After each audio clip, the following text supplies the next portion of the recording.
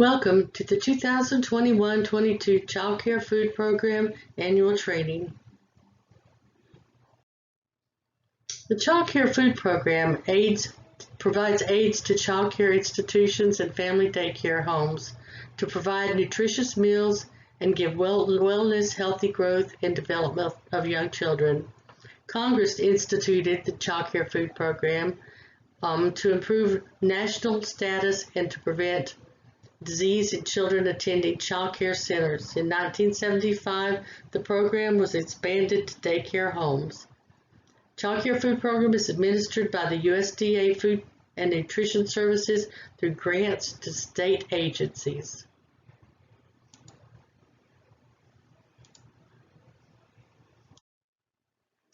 COVID-19, as we all know, we thought was pretty much on the downhill side.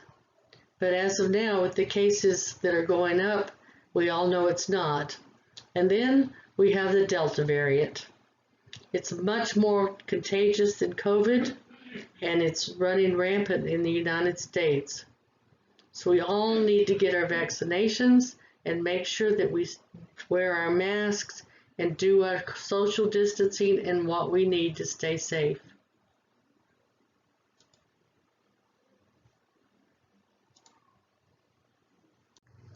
We really need to stop the spread of the germs, so make sure you wash your hands, you cover your cough when you sneeze or cough, you avoid close contact with people who are sick, you stay home when you are sick, avoid touching your eyes and mouth, and clean and disinfect frequently touched objects and surfaces.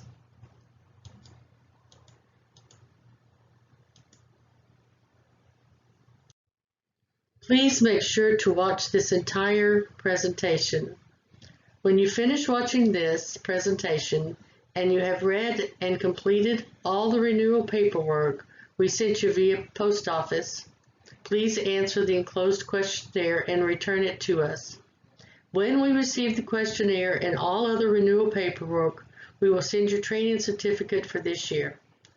Your renewal with the USDA Food Program will not be complete until you have answered the questionnaire, and you'll not be able to participate in the program beginning the new fiscal year, October 1st, 2021. As I told you, your certificate will be emailed to you when all your renewal is complete. Your 1099 for taxes will be emailed to you in January of 2022. If you don't want your 1099 emailed, please note it on the enclosed 1099 form, and we will send it by post office, but it could take much longer for you to receive it. You are required to keep copies of all food program related records for 3 years plus the current year. This includes, but is not limited to, meal count worksheet, menus, enrollment forms, infant feeding forms, review forms, and any other CCFP related paperwork. You must keep the previous months on site. The previous years may be stored off-site as long as you can get it to us within 5 business days if we ask. All records dated prior to October 1, 2018 can now be discarded on October 1st, 2021. As I'm sure you all know, we are not doing on-site reviews. I don't know when that is going to end. Right now, the waiver we have ends June 21st, 2022, but it could, if COVID keeps on the way it is, it could be up, and the numbers are up, and we could be doing this for quite some time. But I will keep you informed, as I always do, of any changes or anything that's going on. But when your reviewer calls, she'll ask how you saved the required paperwork that you must keep for 4 years. Please ensure you have all paperwork you send to us and all paperwork you receive from us. Please make sure it's organized by month.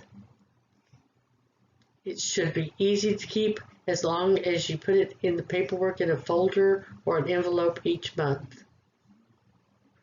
If you save your disallowance letters and payment schedules in your computer, please make sure you have them backed up to a thumb drive or store them or some other form of backup. If you save them to a folder from your server, you do not have to back them up. Well, the reimbursement rates went up a little bit this year, not nearly what it went up last year, but it's still better than nothing. Your Tier 1 rates, $140, $263, and 78 cents. They're effective from July 21 to June of 22. We don't have a set payment date.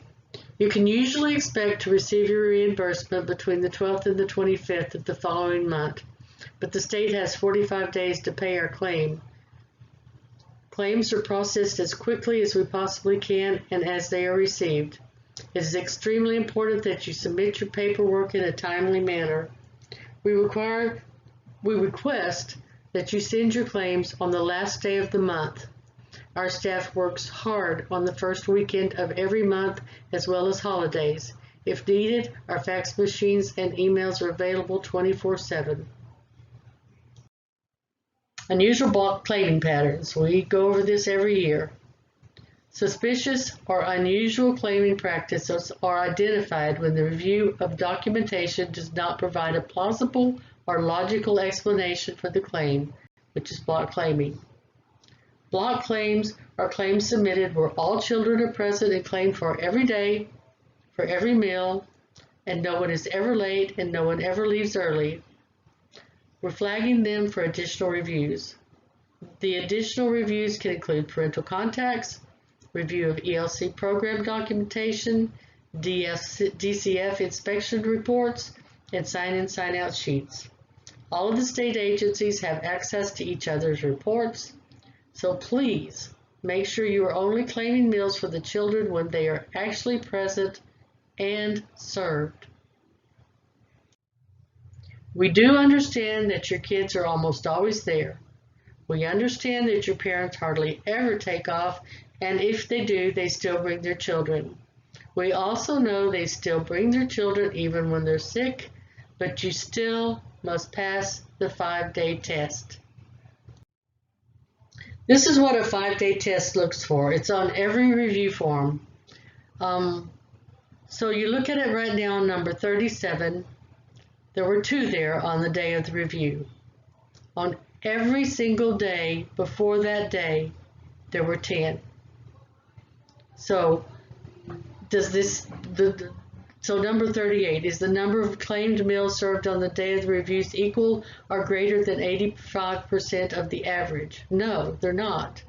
So yes, we have to ask for an adequate explanation of that. So don't be offended when we ask you why you have that many kids or why you don't have kids or anything like that. That's part of our review. But you've got to pass the 5-day test or we're going to have to flag you for additional reviews. This is a corrective action plan. This is what you'll receive if you are over ratio on your bubble sheet, if you're not at home when we call for a review, or it could be many other different reasons. What will happen is what was wrong would be in this box, the first box, and then in the second box that says corrective action, you would need to write in what you plan to do to permanently and fully correct whatever was wrong. Forms and paperwork submission. This is the Child Care Food Program enrollment sheet. On the first line of the form, please make sure that you write in this part, your first name and your last name. Please do not leave it blank because many times the parents put in their own child's name. So when the sheet is sent in to me, I have no idea who it belongs to. Put your date of enrollment, your month, date, and year. Have them write the date of birth, the sex, the full name of the child, and that name needs to appear on your bubble sheet. If they use nicknames and it's not on this enrollment sheet, please do not use that nickname. Whatever name is on that enrollment form is what you need to use on your bubble sheet. Write their address, their city, state, and zip. The primary hours of care are normally, I would say, from 6 to 6. That covers all the hours that you could ever serve meals. And so that way, if they change their hours, you don't have to change the enrollment sheet. The days of the week in care are, I would check Monday through Friday or Monday through Sunday, whichever one you do. I would tell them to check all of them, because if they say their child is not coming on Thursday, I'll bet you $1 pretty soon one of them, they will come on a Thursday, at least part of the day. And then you'll have to get a new enrollment sheet, or it won't match what's on the bubble sheet. The meals typically served, I would have the parent check every one of these meals, because even though they say they won't be coming those times, you never know when their schedule is going to change or whatever's going to happen. And if all of those meals are not checked, you will have to get a new enrollment sheet. Have them fill out the family information and sign and date it. Well, this just pretty much says what I just already said, other than if you claim meals that are not included on the enrollment sheet, those meals will be disallowed. I've said this before, but I'm saying it for sure now. I spend a lot of time calling providers saying, you don't have the right hours for your child, for your people on that enrollment sheet. I'm going to have to either disallow the meals, or you're going to have to get me a new enrollment sheet. I'm not going to do that anymore. I'm just going to disallow the meals. I just can't spend all that much time, and it's not fair to the people that do everything that's right to hold up the claim, having to make calls and wait on enrollment sheets. Enrollment sheets must be submitted for all children being claimed and updated annually in July. Enrollment forms are due on the first day that you claim a student for a meal. Let me say that again. Enrollment forms are due on the first day that you claim a child for a meal. Do not wait until the end of the month to send in enrollment forms. I still have people sending in enrollment forms at the end of the month. From now on, if I don't have that enrollment sheet the day that the child started the meals, I'm going to have to disallow the meals. So make sure to get me those enrollment sheets in the first day that that child attends your daycare. Please verify that the parents have completely and correctly done the whole form. The enrollment date and the signature date must be on or before the day you begin claiming the child on your meal count worksheet. The meals served at the days of the week in care plus the primary hours of care is also a requirement. Please keep a copy of each student's form with your records. We require our form, and DCF requires their form. Please post this standard menu at your daycare. It has an effective date of July 1st of 2018. I haven't changed the menu, and I don't intend to unless there's a need for it. But it does have to be posted at your daycare.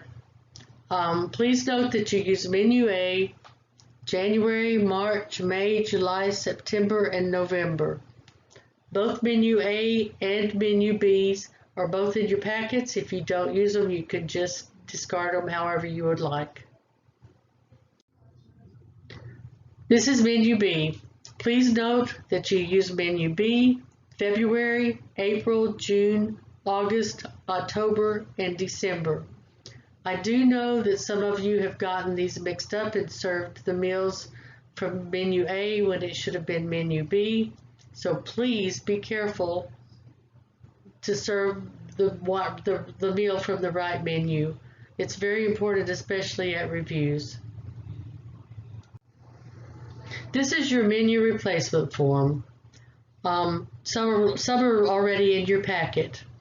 If you change the standard menu, You must use this menu replacement form. Please write your name on the menu replacement form where it says provider's first and last name. Please write the date that you changed the menu, the meal type that was there, whether it was breakfast, lunch, or supper, the original food that was listed on the standard menu, and the foods that you replaced it with. This must be done if you use the standard menu. If you make your own menus, you can just merely change it on your menu. One thing you need to remember is when you do change the standard menu, if you are changing a meal that's listed with whole grain, you must substitute another whole grain. If you make your own menus, please make sure a whole grain is listed at least one time per day. This is your meal count worksheet. Please remember to write your name at the top of the meal count worksheet and the number of operating days. This is forgotten a lot when they come into me. So please remember to write that. The number of operating days is the number of days that you actually claimed at least one child for one meal. So it could be one, could be the number of operating days if you only had a child for, or no, any children for one day. But please count up the bubble sheet so you know how many operating days you have.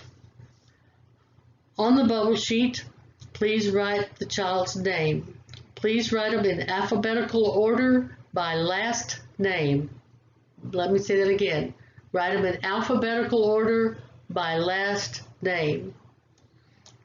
The first time they enroll, you need to write an enrollment date. You do not have to write an enrollment date again after that, only just the first time, the first month they enroll. Please make sure you write down, you check whether they are infant, preschool, or school age for each child.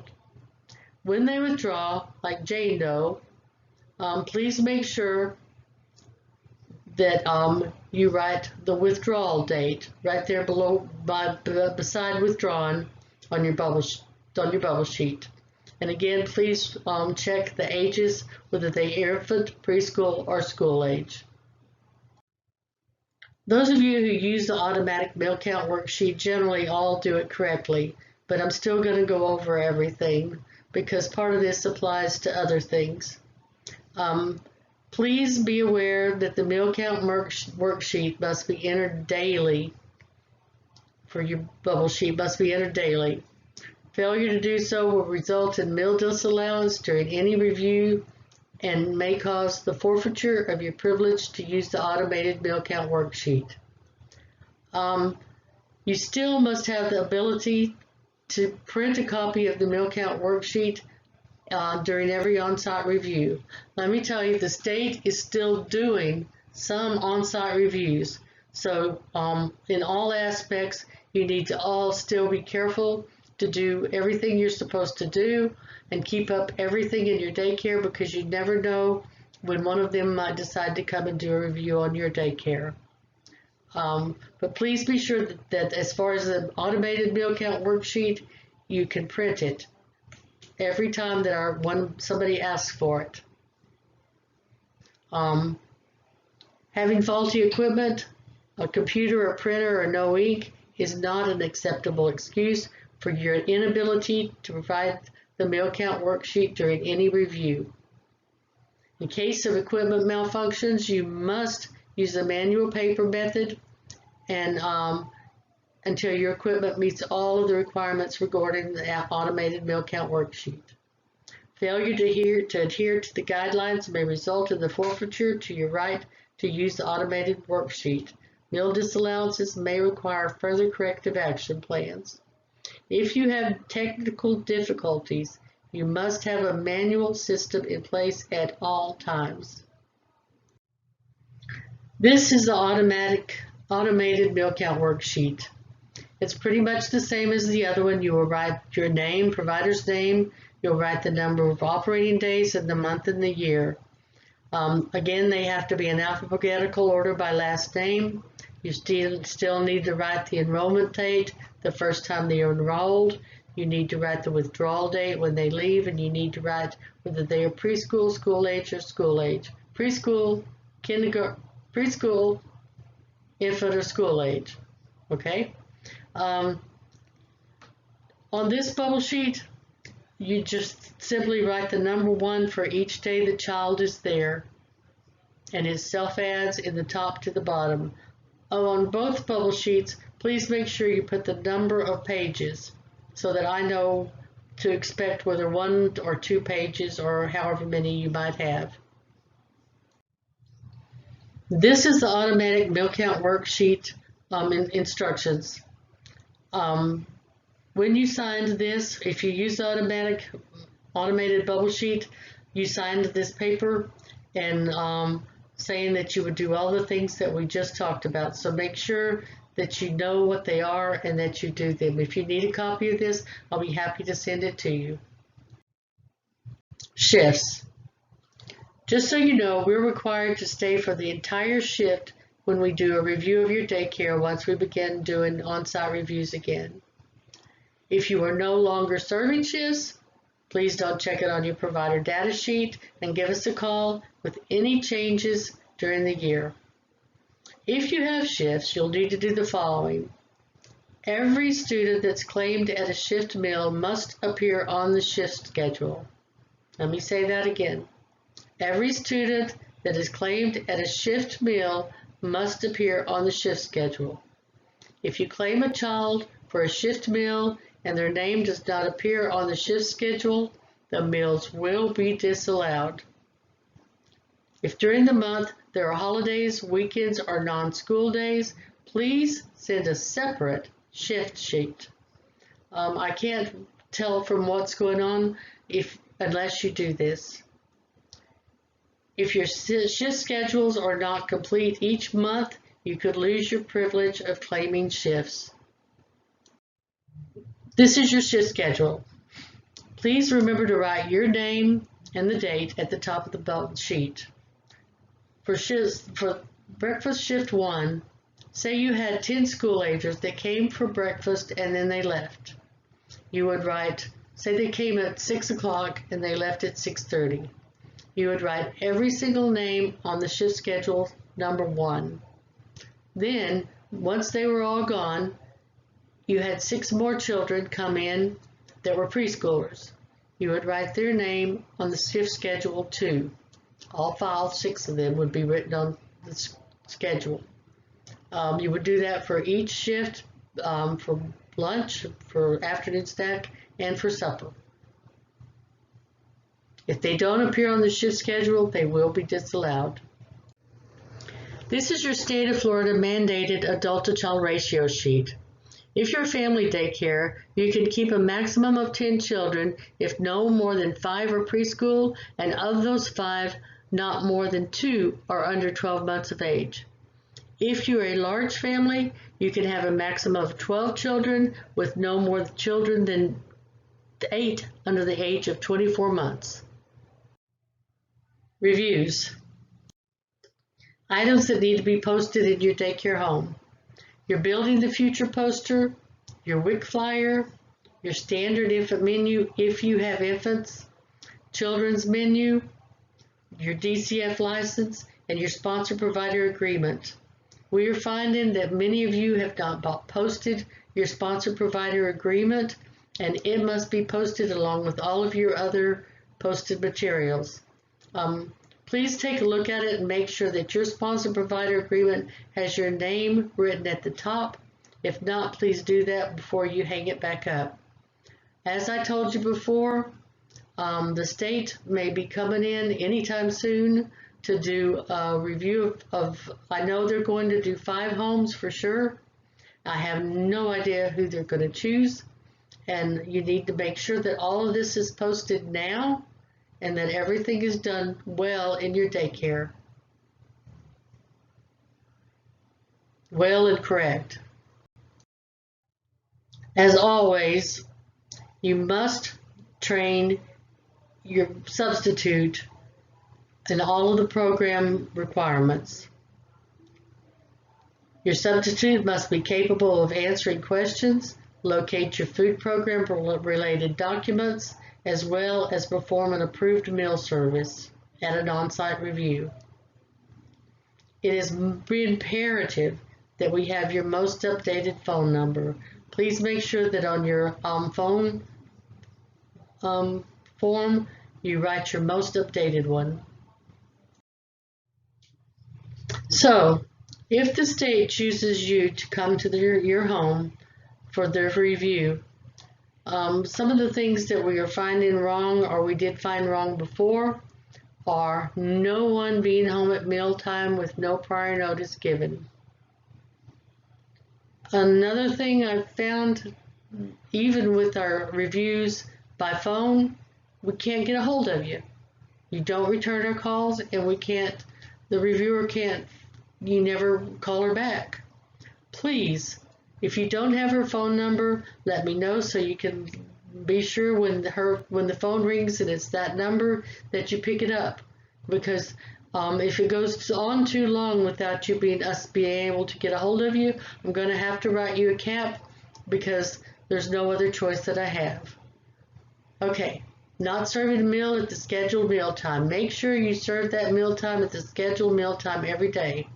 I know it's kind of hard sometimes when kids come in on Mondays and they want to go to bed early. You want to do things differently. You never know when the state's going to come. You need to make sure, or with us when we get back, so make sure that you serve it at the right time. Claiming children's meals who are not present at the time of the review. That means like claiming a child who ate breakfast and then left, and then you claimed him, but he wasn't there at your mealtime.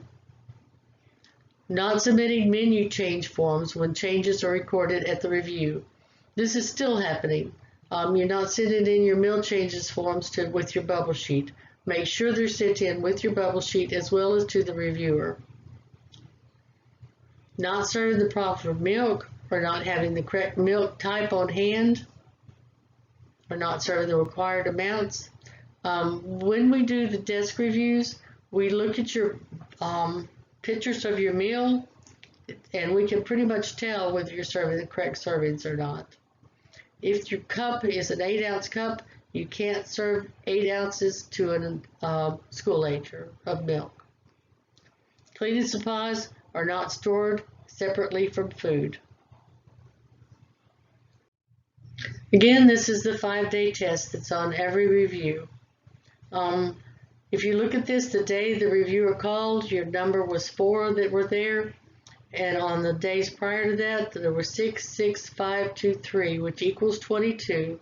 Then we divide that by 5, which equals 4, times 0.85, which equals 3.5. So this provider passed the 5-day test because it was the same or less than the number of children present. So they passed the 5-day test.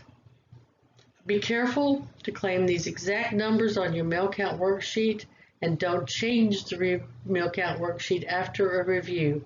If you change the meal count worksheet after a review, those meals will be disallowed.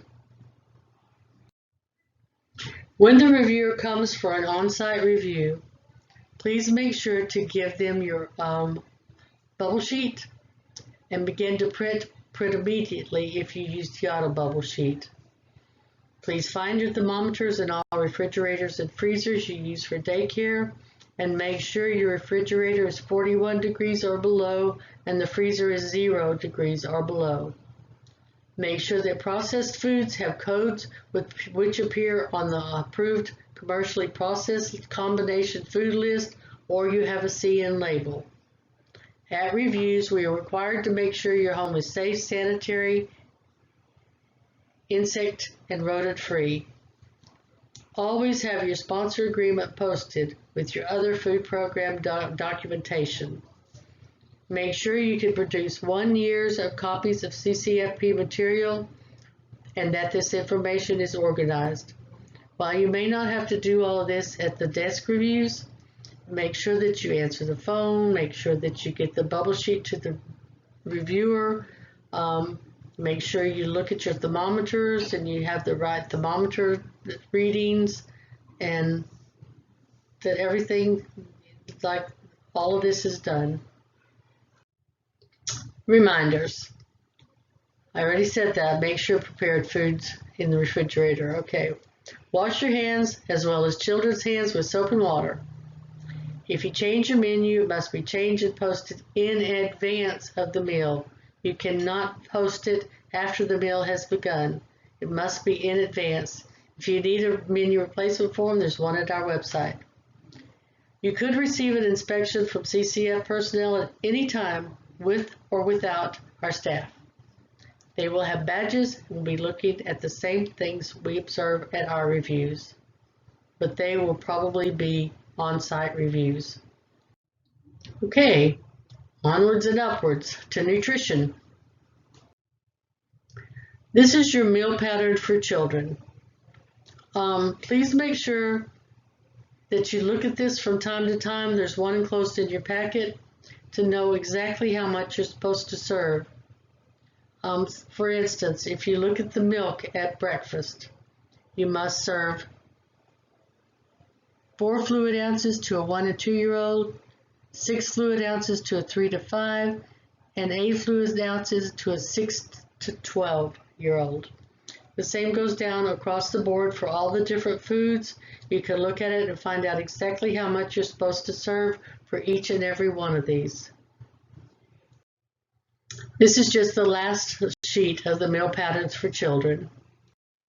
Breakfast must consist of at least 3 of the following components: fluid milk, a vegetable, fruit, or juice, a grain, or a bread.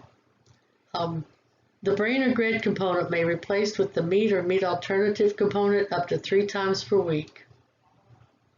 Cereal may contain no more than 6 grams of sugar per dry ounce. At lunch and supper, you must serve a fluid milk, a vegetable, a fruit, vegetable, or 100% fruit juice, a grain and bread, a grain or bread, a meat or meat alternative. You cannot serve 2 fruits in the same meal. Lunch and supper must contain at least 1 vegetable and 1 fruit or 2 vegetables, as long as they are different. Snack must contain one of the 5 components listed here: grains and breads, meat or meat alternative, a fluid milk, a vegetable, or a fruit. A vegetable or a fruit must be served at least twice a week. This can be fresh, canned, or frozen. Only 1 beverage can be claimed at snack. Okay, you're required to serve 1-year-old children unflavored milk, whole milk. They have to have whole milk. You're required to serve ages 2 to 5 unflavored 1%, low or fat-free. You're required to serve children 6 through 12 unflavored or flavored 1% or fat-free milk, but it has to be fat-free if it's flavored. 2% milk is not credible for anything on the food program. If you make your own menus, make sure that unflavored, fat-free, or 1% or whole milk is served. It appears on the menu, which if you use our menu that you can write into, it's already on there. Other credible milks are buttermilk, goat's milk, commercial eggnog, acidified milk, lactose-free and lactose-reduced milk, soybean milk, but parent's letter or doctor's note must be on file if soy milk is being served in place of cow's milk. If a child is unable to have milk, you ask the question, will I be reimbursed for the child's breakfast, lunch, or supper? Yes. You must obtain a medical statement, and a medical statement is in your packet. A doctor's note stating the disability, what food must be replaced, and what food they can be replaced with. Please contact our office with any child-specific questions or concerns that you might have. This is a picture of just showing you what a cup looks like. So a cup would be about 2 3/4 of an apple.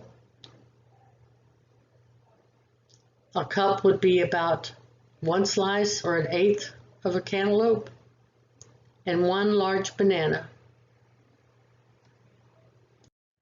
Lunch and supper must contain at least 1 vegetable and 1 fruit, or you may serve 2 vegetables as long as they are different. Fruits and vegetables containing vitamin A must be served at least twice a week, and fruits and vegetables containing vitamin C must be served daily. If you use the standard menu, that's already incorporated in the menu. Juice may be used as a fruit or vegetable at any meal. Juice may only be claimed once per day, and only 100% juice is allowed. Juice cannot be served to infants.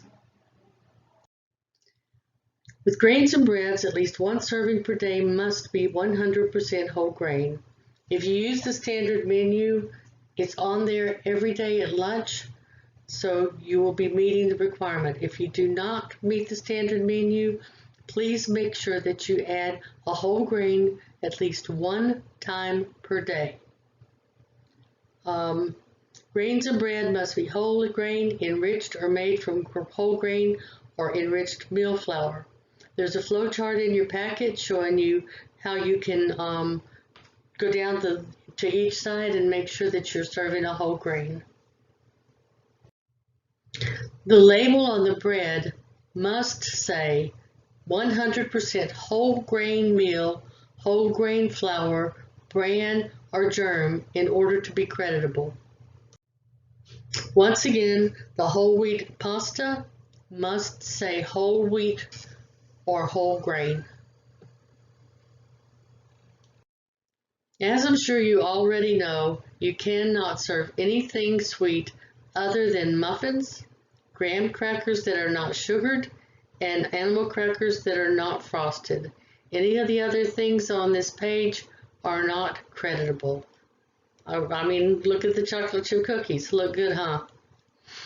French toast, waffles, and pancakes are creditable if served plain or with a small amount of syrup, and your cereal must contain 6 grams of sugar or less. Meat or meat alternatives are lean meat, poultry, fish, cheese, eggs, yogurt, dried beans or peas, nuts, but they must fulfill no more than 1/2 of the meat alternative requirement for lunch and supper. Ounce equivalents are coming. It seems the whole world wants us to use metrics. Ounce equivalents merely mean changing over to use grams instead of ounces. It's not as hard as it seems, and we have at least until June of 2022 to learn it. In your packet is a pamphlet explaining the process. Look over it and see everything is well explained. Please save this pamphlet for future trainings. We'll give you further instructions when the time comes. We have a PowerPoint that we can give you to read it whenever this actually comes, but it may not even come until after the pandemic is over. We just don't know. These are just some pamphlets showing ounce equivalents. Take a look at them, but don't take too much time with them, because it'll all be explained more to you when it actually starts. These are some more pamphlets that were in your packet. Like I said, just take a look at them and we'll discuss it more when we need to. Peanut butter. I'm sure you know by now that you have to serve a lot of peanut butter in order for it to be creditable. It's a requirement that you serve peanut butter to the ages and amounts below. Lunch and supper ages 1 to 2, 2 tablespoons, ages 3 to 5, 3 tablespoons, aged 6 to 12, 4 tablespoons. At snack, ages 1 to 2, 1 tablespoon, ages 3 to 5, 2 tablespoons, and at ages 6 to 12, 3 tablespoons. So since it is so much peanut butter that you have to serve, what you have to do is you have to serve half of the peanut butter and half of another protein in order for it to be creditable. Say you wanted to serve a peanut butter and jelly sandwich to a 2-year-old. just use 1 tablespoon and then give them an egg or a piece of cheese, a boiled egg or a piece of cheese or something like that. Yogurt must contain no more than 23 grams of sugar per 6 ounces to be creditable as a meat or meat alternative. Yogurt in the tube is not creditable. Creditable cheeses: natural cheese, pasteurized cheese, cheese food, cottage cheese. However, natural cheese and pasteurized cheese, you can serve 1 ounce for 1 ounce. Cheese foods, you have to serve 2 ounces in order for it to be creditable. Non-creditable cheeses: imitation cheese, cheese product, cheese sauces need a CN label. Okay, let's look at the Kraft singles. If you buy Kraft singles, they are an imitation cheese. They're not creditable on the USDA food program. You can go to Publix or Walmart and buy their cheeses, and they are a cheese product, not an imitation cheese, and you can serve those, but you must double the amount that you have to serve of them in order for them to be creditable. If you just buy the cheese in the packet that it does not wrapped, then that is 100% cheese, and it is creditable 1 for 1. Deep frying is not allowed as a way of preparing food in the USDA food program. You can pan fry with a small amount of oil, but that's the only way that you can fry foods. Hot dogs and bologna must be all meat and poultry products with no bread products, cereal, or extenders. So make sure you look for, like Ballpark Franks, they say 100% beef, or if they say 100% turkey or 100% chicken, that's fine. Just make sure it says 100% of the meat that is in them. This is a CN label. Anything that with a CN label on it is creditable on the USDA food program. However, you will need to call me in advance to let me know what it is so that I can let you know how many servings you need for each product. Main dish combination products that are commercially processed, such as ravioli, beef stew, spaghetti with meat sauce, egg rolls, pizza, chicken nuggets, and fish sticks, must contain a CN label, or they must be on the UPC code that is in your packet. This is the UPC code list, or the approved commercially processed combination food list. The things on here are creditable on the USDA food program, but you must serve them in the age-appropriate sizes for 1 to 2, 3 to 5, and 6 to 12, which is across the top, and you can look down and see each individual product and know how many you have to serve. If you are serving these things, you need to keep the UPC code from the product and keep it, say, in a drawer or something, so that if anybody asks you, if they come for a review, say the state comes for a review, you will have it and you can show it to them, and there won't be any problems with the review. You must make water available to children throughout the day. Small children cannot put the request into words sometimes when they are thirsty, so you must offer the water to small children several times a day. It's a really good idea to measure the food every so often to keep you straight, to make sure you're serving the right amounts of food. If the reviewers come in to look at your food and you're not serving the right amounts, they may ask you to measure it for them. And so you need to make sure that you know exactly how much is in each piece of meat and each milk, and the vegetables. Make sure you know exactly how much you're supposed to serve to each child at each age. Infant nutrition. This is an infant feeding form. On this infant feeding form, please make sure to write your name at the top where it says provider name or child care facility name, Underneath it, it has two formulas, a milk-based and a soy-based. You must put both lines there. You must offer the same thing for both lines, a milk-based parent's choice and a soy-based parent's choice. These infant feeding forms have been coming into me, and you only have one formula on there like the milk-based. It doesn't matter. This is what you offer to supply across the board to all children in your daycare. So you have to write it down on the infant feeding form for the parent to see. If the parent wishes to use another formula, they can supply it by writing their name and formula they wish to supply on the infant feeding form down at the bottom, saying, I wish to supply my own formula. And an infant feeding form is required for all infants. This is the standard infant menu. Your name must be up at the top where it says the name of the child care facility. And once again, you must write the milk-based formula and the soy-based formula that your daycare offers to supply across the board to all infants coming into your daycare. Again, you must have parent's choice on milk-based. Whatever formula you offer to supply must be on the milk-based and the soy-based line. And it must be posted if you have infants in your home. Just one more time, on the standard infant menu and the infant feeding forms, you must have your name, you must have the milk-based and the soy-based formula that you use, and it must be posted if you have infants at your daycare. This is the meal pattern for infants. One is located in your packet. This just tells you exactly how much formula and food that you need to serve to infants.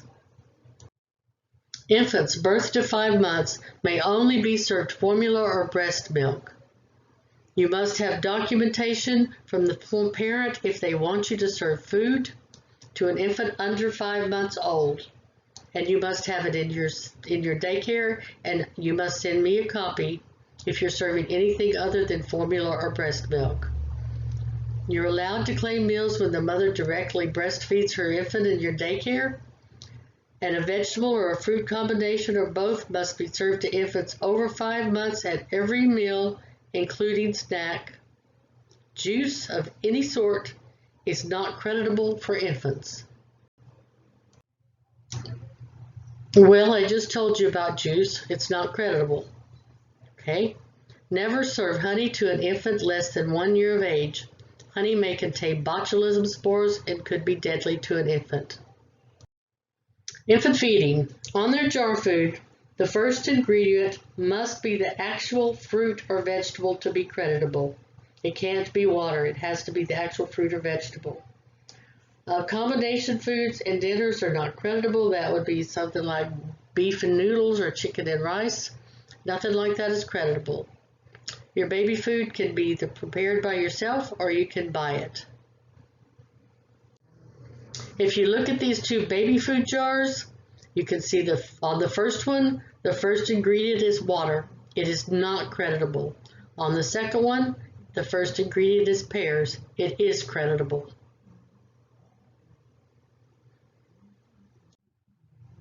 Once again, the standard infant menu must be posted.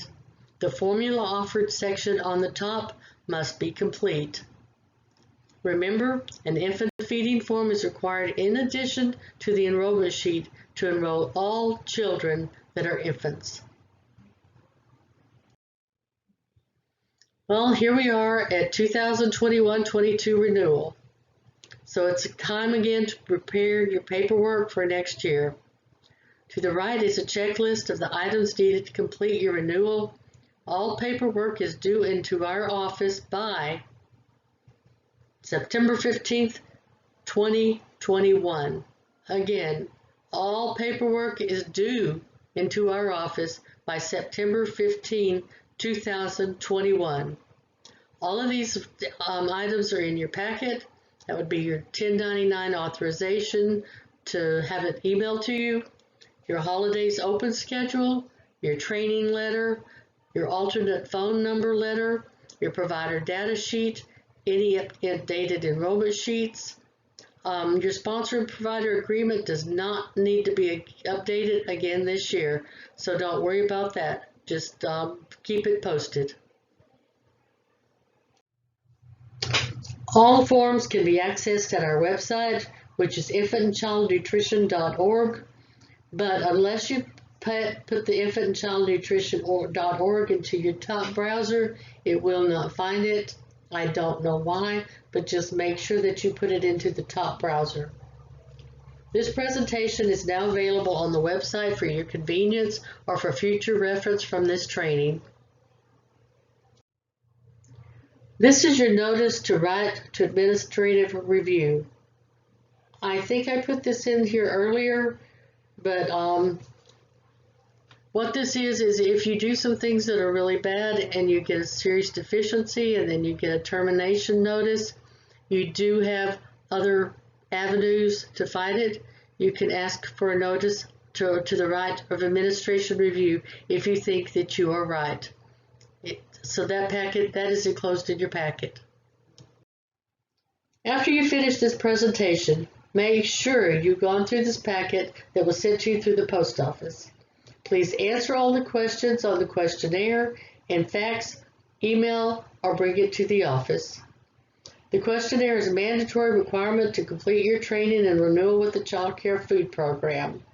This was mandated by Tallahassee since we did not have an in-person training again this year.